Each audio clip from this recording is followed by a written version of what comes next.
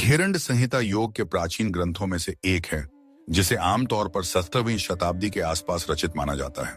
यह ग्रंथ हठ योग की गूढ़ परंपरा में अत्यंत महत्वपूर्ण स्थान रखता है। घेरंड संहिता में योग को एक अनुशासन के रूप में, शारीरिक, मानसिक और आध्यात्मिक उत्थान के साधन के रूप में प्रस्तुत किया गया है। इसमें गुरु घेरंड द्वारा अपने शिष्य चंडकापाली को योग की 7 विधियों का उपदेश दिया गया है, जिन्हें सप्त साधन भी कहा जाता है।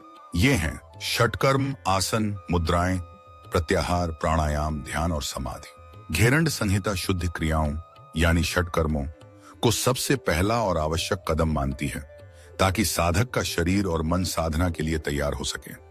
इसके पश्चात इसमें उन 32 प्रमुख आसनों का विस्तृत वर्णन आता है, जो शरीर को सुदृढ़ और स्थिर बनाते हैं। मुद्रा और बंद, जो ऊर्जा को नियंत्रित करने के लिए हैं, इनके माध्यम से साधक अपनी आंतरिक शक्ति को जागृत करना सीखता है।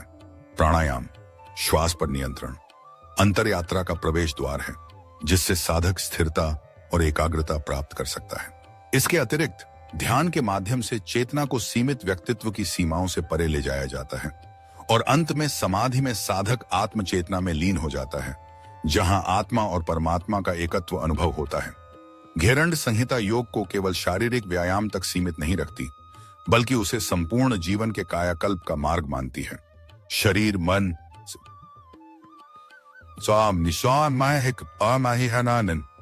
इंद्रिय और आत्मा की शुद्धि व नियंत्रण से आरंभ होकर आनंद व मोक्ष की प्राप्ति तक पहुंचना इसका चरम लक्ष्य है। संक्षेप में, घेरंड संहिता योग साधना की संपूर्ण रूपरेखा प्रस्तुत करती है, जो अनुशासन, नियमित अभ्यास और आत्म उन्नति के लिए व्यावहारिक निर्देशन देती है। यह ग्रंथ आज तक साधकों और योग गुरुओं द्वारा गहराई से पढ़ा और अनुकरण किया जाता है, क्योंकि इसमें शास्त्रीय योग की मूलभूत भावनाएं और रहस्य सन्निहित हैं।